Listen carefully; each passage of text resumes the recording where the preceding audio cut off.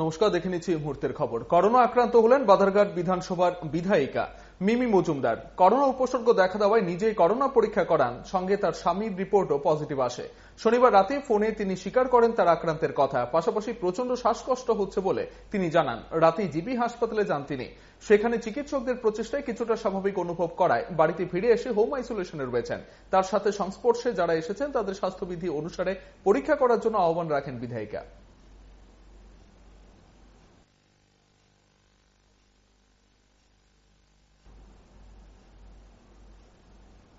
চল্লিশ থেকে ৪৫ খানি রাবার বাগান অবৈধভাবে দখল করেছে এলাকার স্বঘোষিত বিজেপি নেতারা। এমনকি প্রতিনিয়ত বাগান মালিক ও তাদের পরিবারের সদস্যদের হুমকি দিচ্ছে তারা। রবিবারও তাদের বাড়িতে এসে তাণ্ডব চালানো হয় বলে অভিযোগ। ঠিক ওই সময় সেখানে হাজির ছিলেন পার্শ্ববর্তী গ্রামের প্রধান। তিনি ঘটনাটি দেখতে পেয়ে এগিয়ে যান। অভিযোগ, তখন সেই মহিলা প্রধানকে হত্যার হুমকি দেয় ওইসব দুষ্কৃতীরা। সবচেয়ে অবাক করার বিষয়, গ্রামের উপপ্রধানের সামনেই এই ঘটনা। অভিযোগ, দুষ্কৃতীদের নেতৃত্ব দিচ্ছেন খোদ উপপ্রধান। বিলোনিয়ার পশ্চিম কালাবাড়িয়া পঞ্চায়েতের ঘটনায় পুলিশের ভূমিকাও প্রশ্নের মুখে। রাবার বাগান মালিক অর্জুন দেবনাথ পুলিশ এবং প্রশাসনের কাছে জানতে চাইছেন তারা কিভাবে বাঁচবেন, কারণ রাবার বাগানের উপর নির্ভর করেই তাদের সংসার চলে। এখন রাবার বাগান রক্ষা করবেন নাকি নিজের ও পরিবারের সদস্যদের প্রাণ বাঁচাবেন?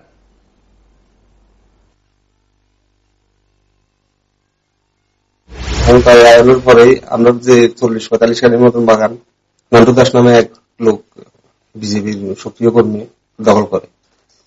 ডিএম অফিস থেকে আমরা নোটিশ করে আমরা কোর্টে যাই। কোর্টে যাওয়ার পরে সেও যায়। যাওয়ার পরে ডিএম স্যার যখন তারে জিজ্ঞেস করে, সে অস্বীকার করে, হ্যাঁ আমরা বাগান কাটে না। তারপরে আমরা যখন এই কথা কইছি, তো আমরা কইছি যে না, হ্যাঁ কাটে। কইছে কোনো সাক্ষী সবুত আছে, এটা লইয়াও গেছি। যাওয়ার পরে হ্যাঁ কইছি যে যা কাটছে আর কাটতো না, কিন্তু আমরা বাগানে যাইতে পারি না। চাইতে আছি প্রশাসনের কাছে, আপনার কাছে, সাংবাদিকদের কাছে, সবার কাছে চাইতে আছি যে আমরা কি করে বাঁচবো, আমরা কোন পথে গেলে বাঁচবো, বা আমরা বাঁচার রাস্তা কি, এটা আমরা দেখাই দেব। আমরা কি পজিশনে মরবো? বিষয়টা কি পুলিশকে জানাচ্ছেন? পুলিশকেও কয়েকবারে জানানো হয়েছে, আজকেও জানানো হয়েছে। আজকে জানানো হয়েছে আর পুলিশ আমার কাছে আবার ফোন করে কইতে আছে যে আমরা কোনো অসুবিধা হইলে আমরা কই না, এখন কোনো লোক নাই। তো আমরা মাইরা লাগবো, এর পরে পুলিশ কইবো যে আমরা আছি, আপনার কোনো সমস্যা হইলে আমরা জানাই। তো আমরা তো মারা যাওয়ার পরে তারা আইলে আর আমরা কি।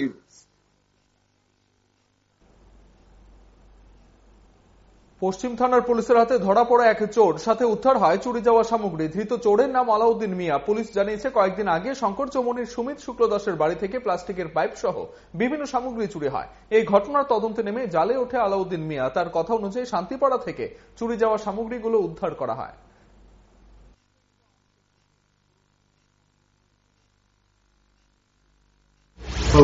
রাত্রিতে আমাদের শঙ্কর চৌমুহনী স্থিত সুমিত শুক্ল দাস, ওনার একটা নির্মীয় বাড়ি, সেখান থেকে কিছু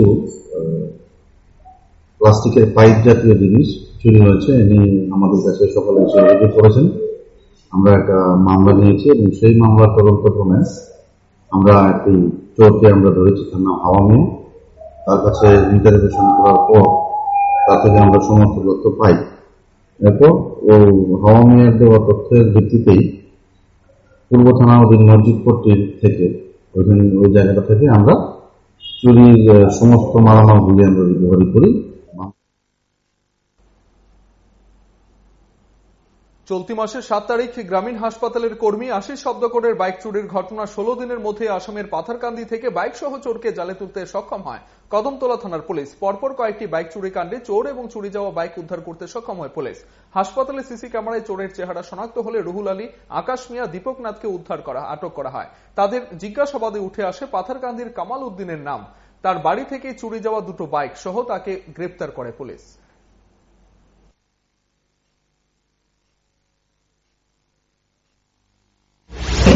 তাদেরকে অলরেডি কেস নাম্বার 92 জানানো করে তাদেরকে যখন তারা পুলিশ রিমান্ডে আনেন এবং তাদের সহযোগিতা আসফর আলী থেকে আমরা আরো তথ্য পেয়েছি। আসফর আলীকে ফার্দার আমাদের এসআই অপু দাস পুলিশ রিমান্ডে আনে গত 21 তারিখ। পুলিশ রিমান্ডে আনার পরে তাকে জিজ্ঞাসাবাদে সে সবকিছু খুলে বলে। সেই সুবাদে তার থেকে খবর নিয়ে আমরা গতকালকে রাত্রে, গভীর রাত্রে আমাদের দুই অফিসার এসআই অপু দাস, কেসির আইও এবং এসআই বুদ্ধিমানদেব বর্মা, 2 গাড়ি পুলিশ, ওমেন পুলিশ, টিএসআর নিয়ে পাথারকান্দিতে হানা দেয়। পাথারকান্দিতে মধুবনে ওইখানে হানা দিয়ে যে চুরি যাওয়া যে বাইকটা আমাদের যে আশিস শব্দ করে চুরি যাওয়া সুপার স্প্লেন্ডার বাইকখানা, ওইটা রিকভারি সকলে করতে গিয়ে আরো একটা বাইক পেয়ে গেছে, বাচ্চার বাইক। আরেকজন চৌকে অ্যারেস্ট করেছে যে বাইকের সঙ্গে যে ছিল কামাল উদ্দিন, তাকে আমরা কামাল উদ্দিন বা আশিদ আলী তাকে গ্রেপ্তার। 3 মাস 10 দিন বয়সের সন্তানের জটিল অস্ত্রোপচারের জন্য আর্থিক সাহায্য চাইছেন বাবা। কমলাসাগর বিধানসভা কেন্দ্রের অন্তর্গত পাথরিয়াদার পঞ্চায়েতের আদর্শ কলোনি এলাকার বাসিন্দা মরণ দেবনাথ। তার সন্তানের জন্ম হয় আইজিএমে, কিন্তু তার পর থেকেই অসুস্থ সন্তান।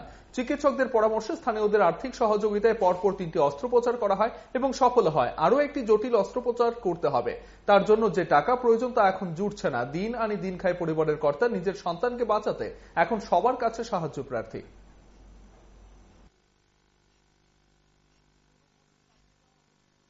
3 মাস 10 দিন হয়েছে। এর সমস্যা খাদ্যনালী আর শ্বাসনালী একসাথে ছিল। তো জিবির থেকে রেফার কলকাতা অপারেশন হয়েছিল। অপারেশন হওয়ার পরে গলাতে অপারেশন হয়েছিল কি, তারপরে দুধ খাইতে পারে না, এখন পেট দিয়ে দুধ খাওয়াবে। তো সরকারে 1,15,000 টাকা দিত, যেটার সময় প্রথম কলকাতা গেছিলাম। তো এখন আমি সরকারের কাছে আবেদন। কয়টা অপারেশন হয়েছে? 3টা অপারেশন হয়েছে। কোন কোন জায়গা? এখানে বুকে আর পেটে 2টা হয়েছে আর বুকে হয়েছে একটা। বাচ্চার বয়স? বাচ্চার বয়স 3 মাস 10 দিন। এখন আর কি সমস্যা? এখন দুধ খাইতে পারতেছে না গলা দিয়ে, মানে একটা অপারেশন লাগে। ওই অপারেশনের জন্য কিছু টাকা প্রয়োজন, অনেক টাকা। আমি সরকারের কাছে দাবি আমার ছেলেকে বাঁচানোর জন্য এবং বন্ধু বান্ধব সবার কাছে আমি হাত জোড় করে কইতাছি আমার ছেলেকে কিছু সাহায্য করার জন্য, আমার ছেলে বাঁচানোর জন্য সরকারের কাছে দাবি। 23 আগস্টের দিনটি রাজ্যবাসীর জন্য খুবই গুরুত্বপূর্ণ, বিশেষ করে এডিসি এলাকার নাগরিকদের জন্য বেশি গুরুত্বপূর্ণ, কারণ এই দিনে সংবিধানের 6ষ্ঠ তপশিলে অন্তর্ভুক্ত হয়েছিল রাজ্যের এডিসি এলাকা। তাই এই দিনটিকে আইপিএফটি ত্রিপুরাল্যান্ডের দাবি দিবস হিসেবে পালন করে। আগে আগরতলায়ও এই দিনে মিছিল সংঘটিত হতো, কয়েক বছর ধরে তা আগরতলায় হচ্ছে না। এবার করোনা পরিস্থিতিতেও প্রচুর সংখ্যক মানুষকে নিয়ে আইপিএফটির উদ্যোগে গাবর্তি স্কুল মাঠ থেকে বিশাল মিছিল বের হয়। ব্রজলাল দেববর্মা, জিতেন্দ্র দেববর্মাদের নেতৃত্বে মিছিলটি এলাকার বিভিন্ন পথ পরিক্রমা করে।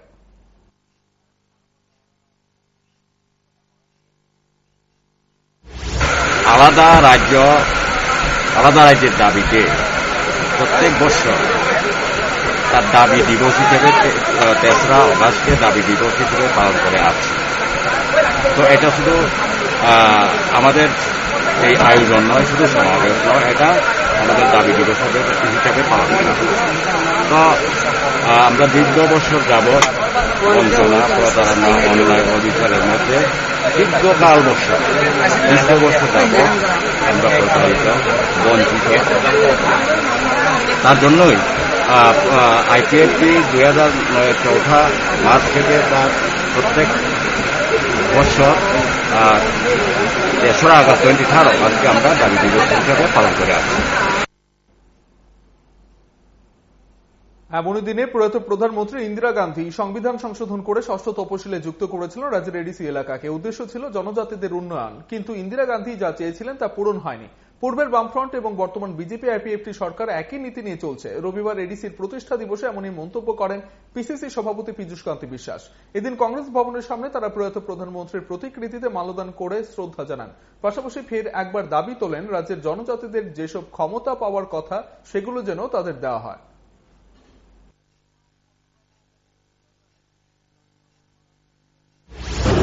প্রয়াত প্রধানমন্ত্রী ইন্দিরা গান্ধী এই 6 শিডিউল ত্রিপুরা রাজ্যের জন্য দিয়েছিলেন, কিন্তু দেখা গেছে প্রধানমন্ত্রী ইন্দিরা গান্ধীর যে উদ্দেশ্য নিয়ে দিয়েছিলেন সেই উদ্দেশ্য বাস্তবায়িত হয়নি।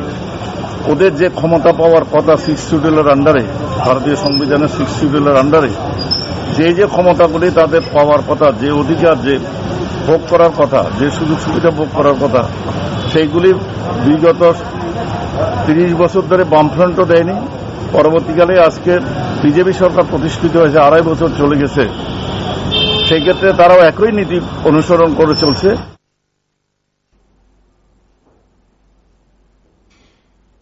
এডিসির প্রতিষ্ঠা দিবসে রাজ্যের বিভিন্ন রাজনৈতিক দল ভিন্ন ভিন্ন মতামত প্রকাশ করছে।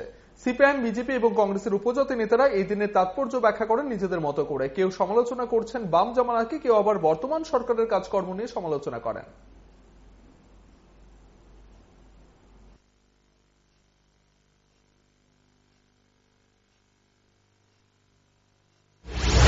নিজের দিবস উদযাপন করা না করা চাইতে বেশি জনকল্যাণের কতটুকু কার্যকরিতা আছে, এটা হচ্ছে সবচেয়ে বড় কথা। আমি দিনটা উদযাপন করলাম, কিন্তু এইটা মানুষের আশা আকাঙ্ক্ষা পূরণ করতে পারছে না বা করার মতো উপযোগিতা নাই, এটা কোনো অর্থ নাই।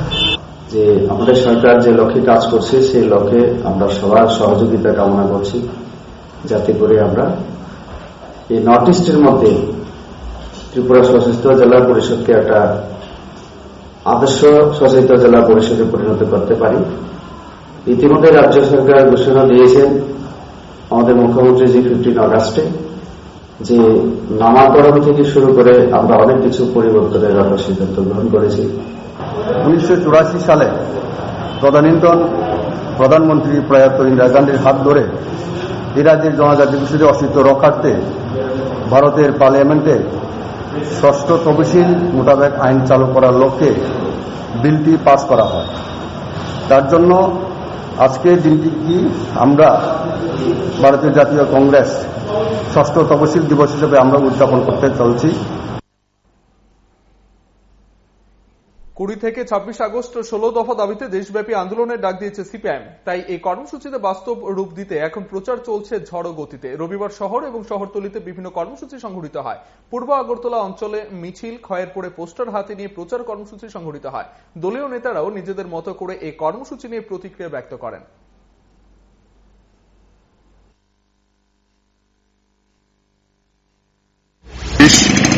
দেশব্যাপী যে প্রতিবাদ, এই প্রতিবাদ এখানে আমাদের রাধাকিশননগর পার্টি লোকাল কমিটি এলাকার দেবরাম ঠাকুর পাড়া এই পঞ্চায়েতের যে মানুষ আছেন তারা এখানেই প্রকাশ্যে এই প্রতিবাদে সামিল হয়েছেন।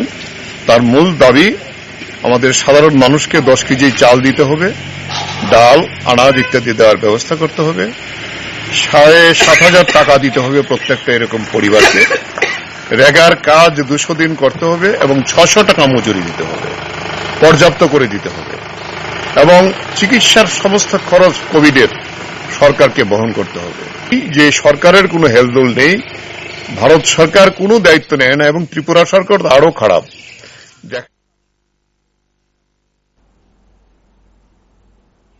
সারা দেশের সাথে রাজ্য সিপিআইএম এর উদ্যোগে প্রতিবাদ কর্মসূচি সংঘটিত হবে পৃথক পৃথক কর্মসূচির মধ্য দিয়ে। সাব্রুমেও বাম নেতা কর্মীরা জানান 23 আগস্টে তারা প্রতিবাদ কর্মসূচি সংঘটিত করবেন।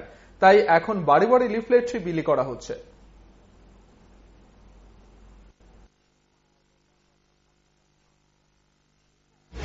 কমিউনিস্ট পার্টি মার্ক্সবাদী সারা দেশব্যাপী 16 দফা দাবি সমর্থনে 20 থেকে 26 আগস্ট কর্মসূচির ডাক দেওয়া হয়েছে।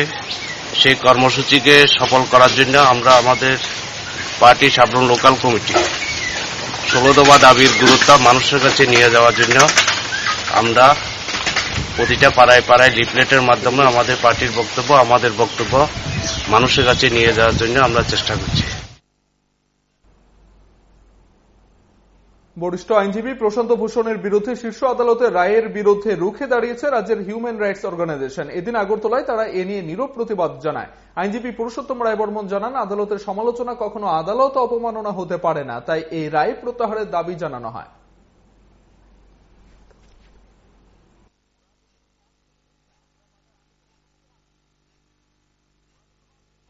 প্রশান্ত ভূষণকে আদালত অবমাননার দায়ে অভিযুক্ত করে মাননীয় সুপ্রিম কোর্ট যে রায় দিয়েছেন, আমরা ত্রিপুরা হিউম্যান রাইটস অর্গানাইজেশন এই রায়ে গভীর উদ্বেগ প্রকাশ করছি।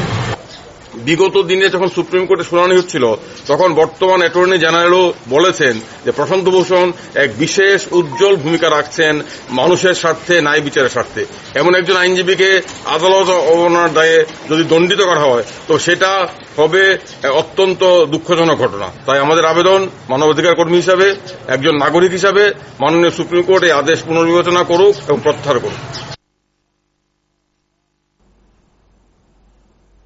প্রায় বন্ধ হয়ে যাওয়া টিএটিসি এখন চলছে নতুন সরকার এবং বর্তমান টিএটিসি পরিচালনাকারীর দৌলতে। তাদের সঠিক সিদ্ধান্ত গ্রহণের জন্য এখন টিএটিসির বাসের মেরামতির খরচ যেমন কমেছে, ঠিক তেমনি আয়ও হচ্ছে। টিআরটিসি চেয়ারম্যান দীপক মজুমদারের বিশ্বাস, এভাবে চলতে থাকলে টিআরটিসি লাভজনক সংস্থা হয়ে উঠবে। নতুন সরকার প্রতিষ্ঠা হওয়ার পরে নতুন নতুন রুটে বাস পরিষেবা চালু করা হয়। এখন নাগরিকরা এই বাস পরিষেবা গ্রহণ করতে পারছেন। সব মিলিয়ে টিআরটিসির বর্তমান অবস্থা আগের তুলনায় অনেকটাই ভালো বললেন বর্তমান চেয়ারম্যান।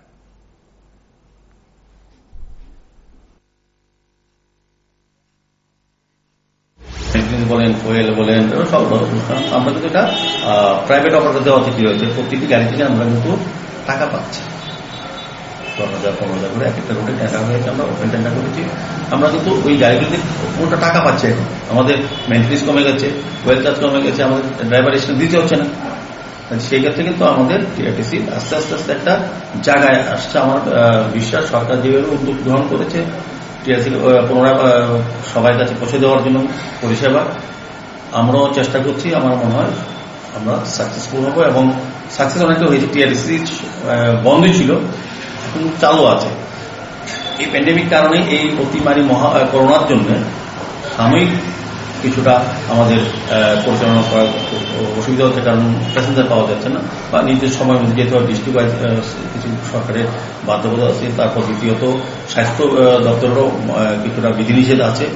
তো এগুলি আস্তে আস্তে মনে হচ্ছে ঠিক হয়ে যাবে। রাজ্যের বিভিন্ন স্থানের পাশাপাশি তেলিয়ামুড়ার উত্তর গোকুলনগরেও আইপিএফটি মহকুমা কমিটির উদ্যোগে ত্রিপুরাল্যান্ড দাবি দিবস পালন করা হয়। দলীয় কার্যালয়ের সামনে আয়োজিত এই কর্মসূচিতে উপস্থিত ছিলেন কেন্দ্রীয় কমিটির সম্পাদক তথা মন্ত্রী মেবার কুমার জমাতিয়া সহ অন্যান্য নেতৃত্ব। শুরুতে দলীয় পতাকা উত্তোলন করা হয়। এবছর এডিসি নির্বাচনের আবহে আয়োজিত এই কর্মসূচিতে 13 পরিবারের 26 জন ভোটার আইপিএফটিতে যোগ দেন। তাদের বরণ করে নেন মন্ত্রী মেবার কুমার জমাতিয়া।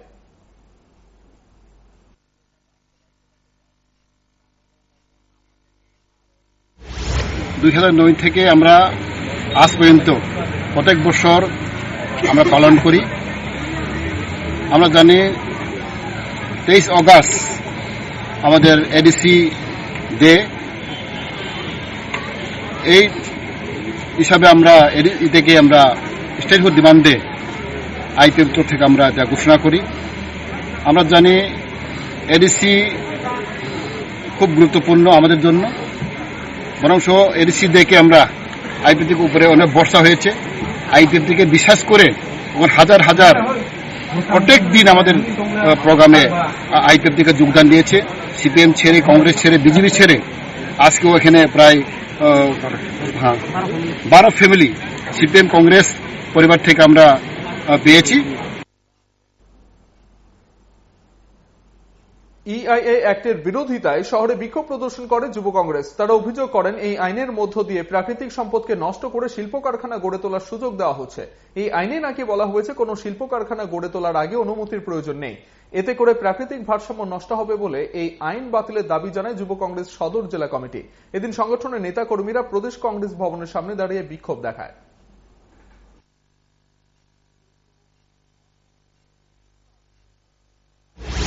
এই কোন ধরনের বিকাশ যে প্রাকৃতিক ভারসাম্যকে নষ্ট করে, এই কোন ধরনের বিকাশ কেন্দ্র সরকার চাইছে আমরা তা বুঝতে পারছি না।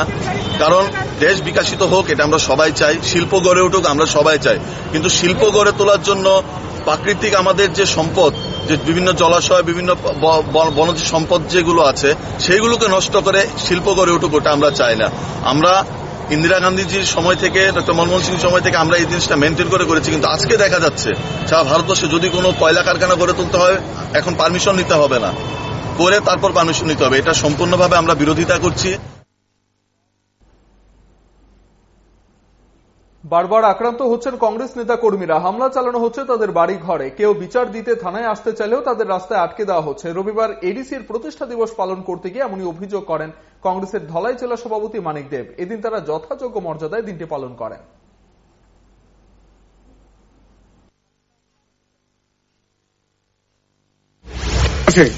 আমরা আজকে আমি জেলা কংগ্রেস সভাপতি হিসাবে বিষয়টা খুব দুঃখজনক। আমাদের কমলপুরে কংগ্রেস কর্মীদের বাড়ি, মুসলিম বাড়িগুলো হামলা হচ্ছে, কোনো বিচার পাচ্ছে না, থানাতে এফআইআর দিতে পারছে না, তারা রাস্তাতেই আটকাই দেয়। আগামী দিন আমরা এডিসি নির্বাচন, আমি জেলা কংগ্রেস সভাপতি হিসেবে বা কংগ্রেস পার্টির তরফ থেকে আমরা কতটুকু কাজ করতাম পারবো। তারা হয়তো পাবলিক বিজেপি রুলিং গভর্নমেন্টের পক্ষে না, যুব সমাজ তাদের পক্ষে না, তারা দিশাহারা হয়ে গেছে। আমাদের যে কোনো কর্মসূচিতে তারা হামলাইয়া পড়ে, বিভিন্ন আমাদের বাধা বিঘ্ন দেয়। আমরা যে কোনো বাধা থাক, এই এডিসি এলাকা ত্রিপুরা রাজ্যের সমস্ত যুবক নিয়ে, জাতি উপজাতি নিয়ে আমরা আন্দোলন জারি রাখবো। যে কোনো সমস্যায় আমরা সেটা কংগ্রেসের তরফ থেকে মোকাবেলা করি। আমরা নির্বাচন এডিসি গাইব, সেটা আমরা দৃঢ় প্রতিজ্ঞ। রাস্তার বেহাল দশার জেরে ট্রাক্টর জমিতে নিয়ে যেতে পারছেন না কৃষকরা। ঘটনা চৌরিলাম বিধানসভা কেন্দ্রের ছেচড়িমাই পঞ্চায়েতের থালাভাঙা এলাকায়। গোটা এলাকার অধিকাংশ পরিবার কৃষিজীবী, কৃষি কাজ করে তাদের সংসার চলে, কিন্তু রাস্তার বেহাল দশার জেরে জমিতে ট্রাক্টর নামাতে পারছেন না। গ্রামীণ সড়কটি দিয়ে হাঁটাচলা করায় কষ্টকর হয়ে দাঁড়িয়েছে।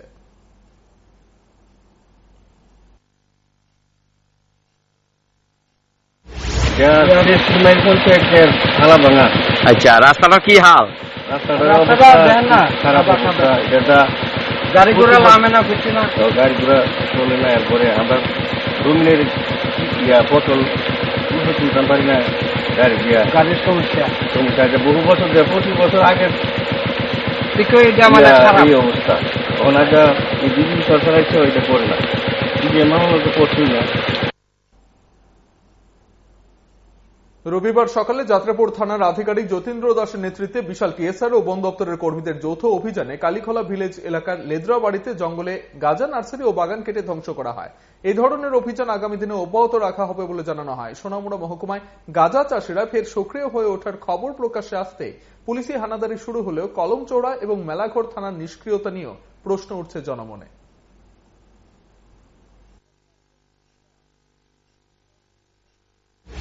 আজকে সকালবেলা অনুমান 7টার সময় আমরা গোপন খবরের ভিত্তিতে লেদ্রাবাড়ি এবং মাতমবাড়ি এই দুটি জায়গা জঙ্গলের মধ্যে, ফরেস্ট ল্যান্ডের মধ্যে আমরা তল্লাশি চালাই এবং সেখানে প্রচুর পরিমাণে গাঁজা ক্ষেত আমরা দেখতে পাই। তারপরে আমি এবং আমার পিএসএ স্টাফ, টিএসআর এবং সঙ্গে ফরেস্ট স্টাফ সহ জয়েন্টলি আমরা রেড করি এবং প্রচুর পরিমাণ সেখানে গাঁজা আমরা ডেস্ট্রয় করি। দুইটি জায়গার মধ্যে অনুমান 20,000-এর মতো আমরা নতুন গাঁজা প্ল্যান্টেশন আমরা ধ্বংস করি এবং সঙ্গে তিনটি গাঁজার নার্সারিও ধ্বংস করি, যার মধ্যে অনুমান 20,000-এর মতো গাঁজা চারা ছিল।